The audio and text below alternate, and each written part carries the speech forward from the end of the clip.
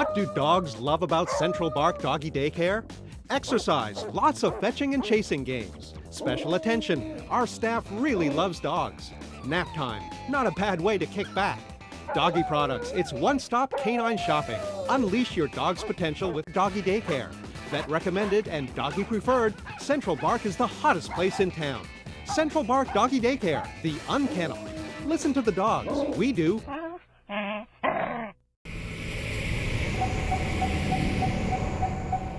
Protect your pet today with Pet Safe Professional, the world's best-selling brand of electronic pet containment systems by Hidden Fences of southeastern Wisconsin. A full-service company offering professional installation, service, and training. Call 262-349-3045 for a free estimate today and receive $100 off on an installed system purchase. Call 262-349-3045 today.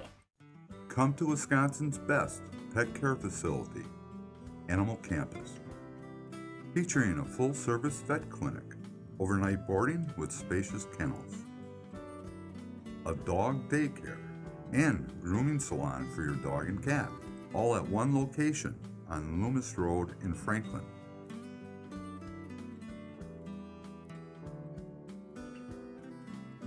Check us out at animalcampus.com.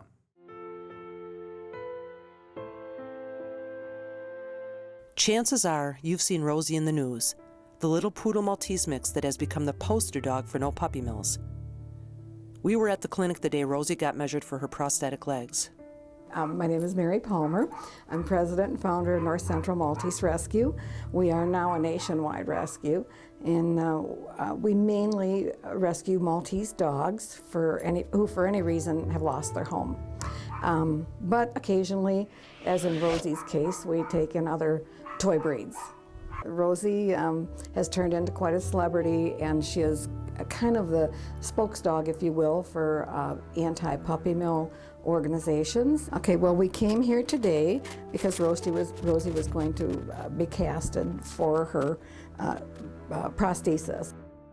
Mary introduced us to Rosie. She came out of a puppy mill in Arkansas, and when we have addressed Rosie's particular problem in other dogs that created her deformity, but hers was so severe that correction really wasn't an option.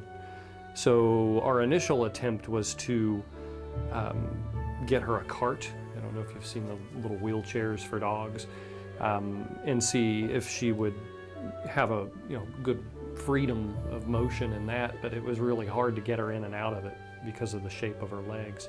And she doesn't really seem all that excited about it either, so we decided to go ahead and amputate, which still gives us the option of the cart and makes it much easier because her legs basically drop into padded rings. So now that they're just a straight limb, it's easy to get her in and out of that. In fact, when she came to us, she had really bad sores on her knees where she was dragging herself around.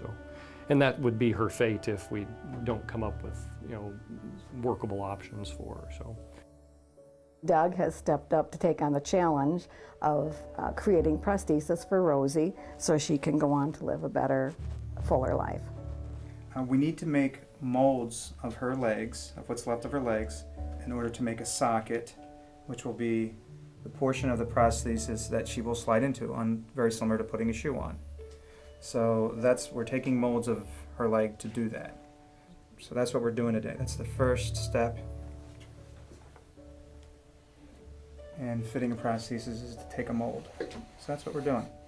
She is a good example of what goes on in puppy mills, because in spite of the fact that she was extremely deformed, and it was a genetic deformity which was exacerbated by being crated, they were still breeding her and she was producing puppies, and those puppies end up in pet stores, and that's what people are getting.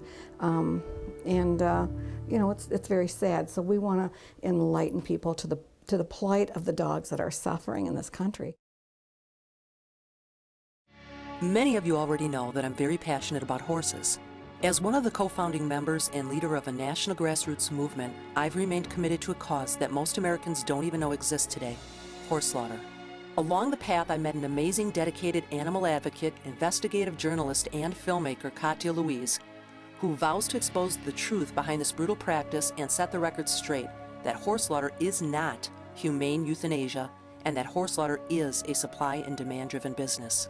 I've joined Katya Louise in the production of her documentary feature film called Saving America's Horses. Here's a clip from the film now. I must warn you that some of the images you are about to see may be too graphic for some viewers. In 2007, the barbaric slaughter of horses for human consumption was supposedly brought to a standstill on U.S. soil after a series of actions by Congress, state legislators, and federal courts. Yet more than 100,000 healthy, vibrant American horses face unspeakable torture every year. Yesterday's thoroughbred racehorse, last summer's family pet pony, and today's last wild mustangs are disappearing on a daily basis. Thousands are being crammed into double-decker cattle trailers and hauled out of the U.S. and into the slaughter plants of Canada and Mexico. WFLF Humanian Films is in production on a feature-length documentary film, Saving America's Horses, A Nation Betrayed. Our beloved American equines are suffering unspeakable treatment, and it's happening under our watch. Racehorses, pet horses, wild horses, show horses, burros are being penned up right now in freezing weather in holding pens and on trailers all over the country. Thousands of them doomed to please the palate of wealthy diners abroad. Pro-slaughter proponents, including the BLM, are removing thousands of wild horses from our public lands during the dread of winter. Final destination? Unknown. You can help protect all equines from slaughter with a meaningful donation. Your generous donation will help us complete this film and bring this controversial matter to the public eye. We come to you to ask you for your help so that together we can help the horses. We are their voice, and they need to be heard. And I wanna run free. I wanna be loved enough of the American people.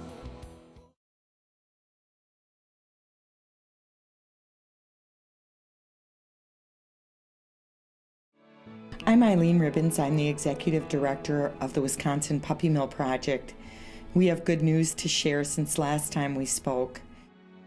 Wisconsin has passed AB 250, the dog breeder licensure bill. Under this new regulation, anyone who is selling more than 25 dogs or 3 litters per year will be required to be licensed, inspected, and to provide minimum standards of care for dogs. Finally, after an 11-year struggle to get this bill passed, we are dawning on a new day of protection for dogs in Wisconsin. Our website has extensive information on how we did it at www.nowisconsinpuppymills.org. As we move into the licensing and regulatory environment for dog breeders and sellers, there will be many animals that will need our help. Many puppy millers will decide to no longer operate, and there will be many animals that will be purged from puppy mills. They will need to be rescued, they will need medical care, they will need homes. We're going to need your support and your help in order to do the best for each and every one of these animals. Animal Advocate Television is being brought to you today by Central Bark Doggy Daycare, Better Days, Better Dogs, Fetch Magazine, and by Caesar's Pet, quality gifts for pets and their people.